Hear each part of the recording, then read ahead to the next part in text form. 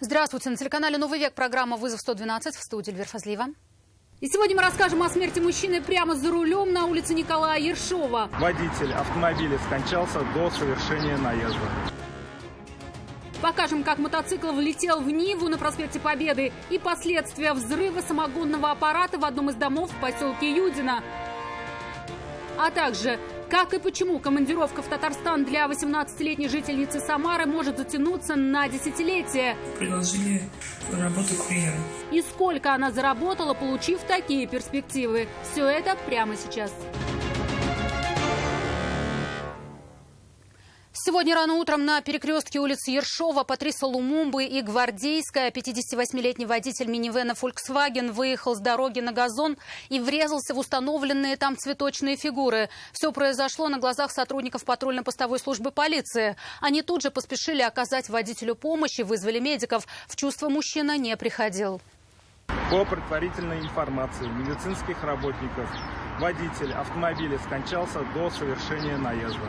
В настоящее время материал по факту происшествия для принятия процессуального решения направлен в ГСУ МВД по Республике Татарстан.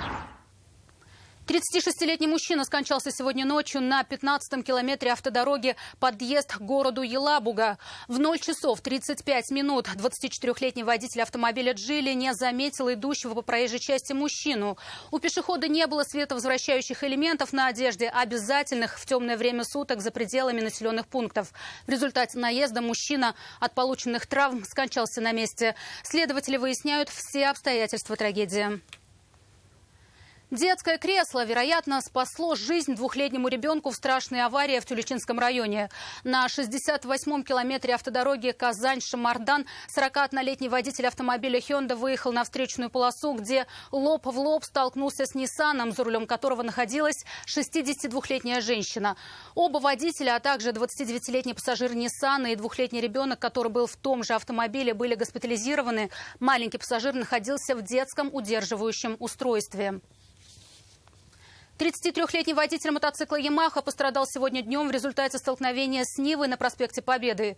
Мотоциклист, имеющий стаж вождения в 8 лет, как зафиксировали камеры наблюдения, двигался по полосе для общественного транспорта. В это время 75-летний водитель внедорожника, который 53 года провел за рулем, стал поворачивать направо на прилегающую территорию. Удар пришелся в заднее правое колесо и крыло автомобиля. Байкера с различными травмами госпитализировали. Водитель Нивы не пострадал. Степень вины каждого из них будут определять автоинспекторы чуть позже на детальном разборе происшествия.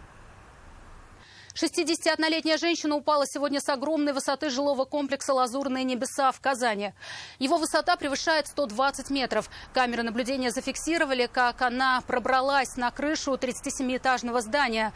Там трудились рабочие, но в этот момент они вышли за стройматериалами. Они поднялись на крышу, когда женщина вышла из поля зрения объектива. Через некоторое время ее обнаружили лежащей на земле. Шансов выжить у нее не было. Сейчас стражи порядка разбираются во всех обстоятельствах и причинах произошедшего.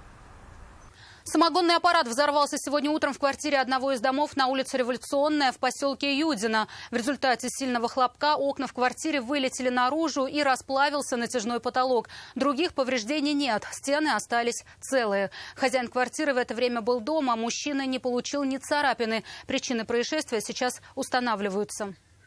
Больше килограмма различных наркотических веществ обнаружили и изъяли полицейские у 42-летнего ранее судимого жителя Казани. Сотрудникам отдела по обороту наркотиков поступила информация, что мужчина может быть причастен к торговле запрещенными веществами. Его задержали на улице Сабан.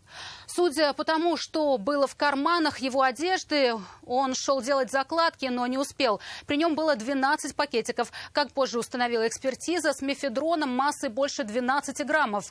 В припаркованной рядом машине, принадлежащей мужчине, полицейские нашли еще 35 аналогичных упаковок. Там были гашиш и PVP массой 28 граммов. Наркотики были и у него дома. В общей сложности у подозреваемого изъяли больше килограмма различных наркотических веществ. В отношении задержанного возбудили уголовное дело по статье «Покушение на незаконное производство и сбыт наркотиков в особо крупном размере». Суда он будет дожидаться под стражей. Санкция статьи предусматривает максимальное наказание в виде лишения свободы сроком до 20 лет. Фигуранту избрана мера пресечения в виде заключения под стражу. В настоящее время проводятся необходимые следственные действия. Оперативно-розыскные мероприятия направлены на сбор и закрепление доказательственной базы, а также установление всех участников криминального бизнеса. На долгие годы может затянуться командировка в Нижнекамск для 18-летней жительницы Самары. Она поехала туда по служебному заданию забрать деньги по адресам, которые ей прислали в мессенджере, и перевести их через банкоматы на указанные счета. Работу нашла также в социальной сети. Догадывалась, что задания незаконные, но это девушку не остановило. О том, как изменится теперь ее жизнь, 18-летняя девушка задумалась только в кабинете следователя. Перспективы ее не радовали. И, надеясь на снисхождение, она призналась во всем и сразу. Рассказала, сама живет в Самаре. Искала работу и нашла. Прибыльную, не требующую специальных знаний и навыков. Работодатель вышел на нее сам в одном из мессенджеров. Что предложили? Предложили работу курьером. Труд был не пыльный. Надо было ездить по адресам, которые отправлял работодатель, забирать деньги и класть их на карту. Первое же задание и сразу командировка Татарстан, Нижнекамский район. О том, что это незаконно, она знала, но это ее не остановило. Сколько фактов мошенничества вы совершили на территории Республики Татарстан? 5. 5. Где? В каких городах? Нижнекамск. В Нижнекамске сколько фактов? 3. И вот поселок, я не помню, как называется.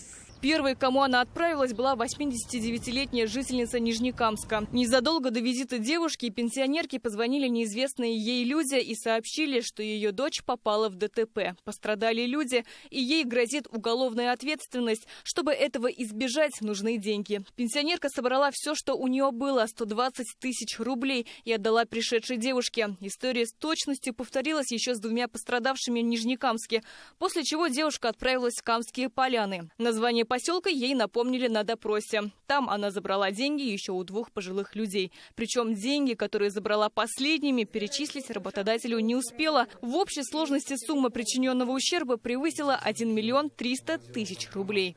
С этой суммы общий процент какой составил? Сколько денег вы себе забрали? Со всех вот этих вот? Да, по 5 фактам.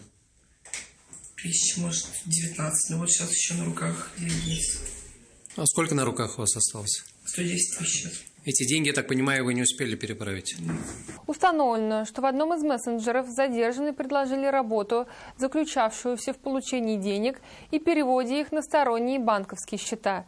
При этом ее заработком являлся фиксированный процент от перечисленной суммы. В отношении девушки возбуждено уголовное дело по статье «Мошенничество» за обман людей в составе организованной группы с причинением ущерба в особо крупном размере. Закон предусматривает до 10 лет лишения свободы. Суда подозреваемая ждет под арестом. Сирина Васильева, вызов 112. 168 миллионов рублей по подсчетам стражи порядка заработала группа, состоящая из 4 человек на незаконной банковской деятельности. Они занимались обналичиванием денежных средств, за что брали как минимум 12% от суммы. Организатором, по данным полиции, стала жительница Казани, которая и сколотила компанию, которая пользовалась спросом у предпринимателей, желающих сэкономить на налогах. Они использовали 73 подконтрольные фирмы и счета индивидуальных предпринимателей для проведения через них средств, обратившихся к ним бизнесменов. Документы, отчеты и печати обнаружили сотрудники Управления экономической безопасности и противодействия коррупции в ходе обысков у участников преступной группы. В результате оперативно-розыскных мероприятий полицейские установили, что жительница города Казани создала группу, которая состояла из 4 человек и осуществляла незаконную банковскую деятельность. Соучастники не имели соответствующих документов. Комиссионное вознаграждение за криминальные услуги составляло не менее 12%. В общей сложности, как выяснили стражи порядка, на обналичивании денежных средств они заработали как минимум 168 миллионов рублей. Следователи возбудили уголовное дело по статье «Незаконная банковская деятельность». Сотрудниками полиции было проведено 16 обысков, в ходе которых изъяты учредительные и отчетные документы, более 60 печатей различных организаций, мобильные телефоны, банковские карты, системные блоки, ноутбуки, планшеты, флеш-накопители и другие предметы, имеющие доказательственное значение. Суд 4 фигурантам дела избрал меру пресечения в виде подписки о невыезде. Статья за незаконную банковскую деятельность в составе организованной группы предусматривает от 5 лет принудительных работ до 7 лет лишения свободы с большим штрафом. Рания Абдрахманова, вызов 112. Это все, о чем мы успели вам рассказать. Обо всех происшествиях вы можете сообщать нам по телефону 570 50 50 или на мобильный 8 98 69 112 112. Также мы доступны и в социальных сетях. Присылайте видео, снятое вами. В студии была Эльвира Фазлиева. До встречи и не бросайте вызов судьбе. Вдруг она его примет.